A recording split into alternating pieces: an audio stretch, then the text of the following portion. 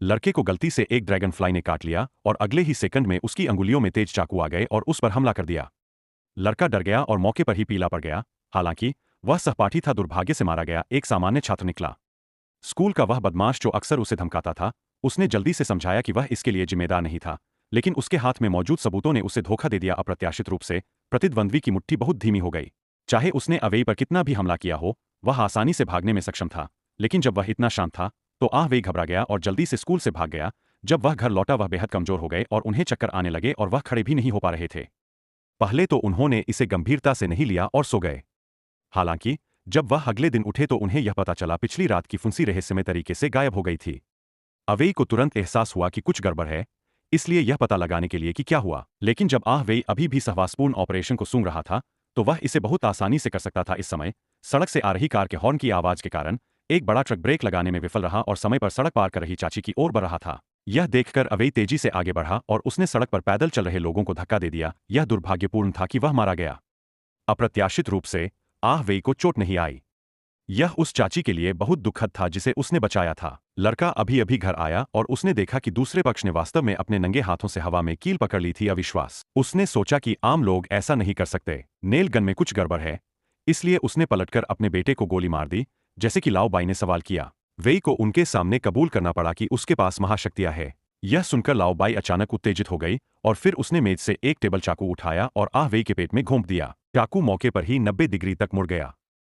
लेकिन जब वह और उसके माता पिता रेस्तरां से बाहर आए और घर जाने वाले थे तो दुर्भाग्य से एक सशस्त्र डाकू आया।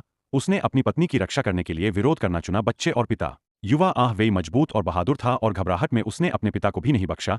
हालांकि दुर्भाग्य से उसने डाकू को खदेड़ दिया, उसके द्वारा मौके पर ही भेज दिया गया, जिससे वेई बड़े होने पर जाने में असमर्थ हो गया। सौभाग्य से लाओ बाई और उसकी पत्नी ने उसे गोद ले लिया, जिससे वेई को फिर से अपने माता पिता की गर्मजोशी का एहसास हुआ। एक दुर्घटना ने उनके जीवन को पूरी तरह से बदल दिया। लाओ बाई, जिन्होंने अपने पूरे जीवन में लुटेरों के लिए दरवाजा खोलने में मदद की, वह कुछ बहादुरी भरा काम करना चाहते थे। लाओ बाई के शरीर में एक पेड़ से गोली लग गई। लाओ बाई ने वेई को बताया क्लासिक पंक्ति, जितनी अधिक क्षमता उतनी अधिक जिम्मेदारी। सौभाग्य से लाओ बाई को बचाव के लिए समय पर अस्पताल भेजा गया और वह बच गया। उदास वेई बस आराम करने के लिए बाहर जाना चाहता था, लेकिन उसने अचानक एक आवाज सुनी। तभी व्हीलचेयर में एक रहस्यमय आदमी गंजे सिर के साथ उसके सामने आया और कहा कि वह कॉलेज में प्रोफेसर था और उसके छात्र अद्वितीय कौशल वाले थे।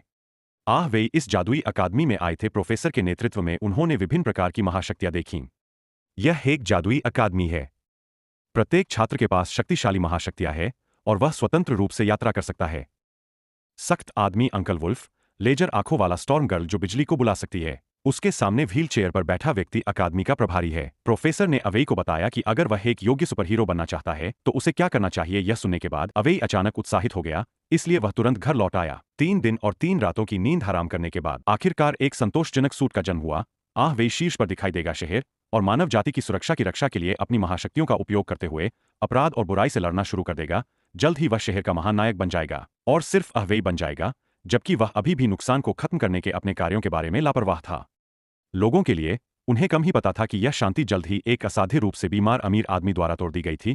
कैंसर का इलाज करने के लिए उन्होंने अपनी सारी बचत खर्च कर दी और अपने शरीर में बड़ी संख्या में जानवरों के उत्परिवर्तन को इंजेक्ट किया। फिर भी आनुवंशिक परिणाम प्रयोग समाप्त हो गया। असफल होने पर डॉक्टर जियानजुआंग उसे सांत्वना देने के लिए आगे बढ़ने वाले थे, लेकिन अमीर आदमी ने उसकी कलाई पकड़ ली और उसकी जीवन शक्ति को तेजी से खत्म कर दिया जब तक कि वह पूरी तरह से एक मम्मी में बदल नहीं गया। इस समय सांगबियाओ के शरीर में एक प्रागैतिहासिक ऊर्जा थी। उसकी ताकत बाहर निकलना चाहती थी, इसलिए वह बंधनों से मुक्त हो गया और गुस्से में एक व्यक्ति की ओर दौड़ पड़ा। नेक्स्ट पार्ट देखने के लिए चैनल को सब्सक्राइब करें और वीडियो को लाइक करें।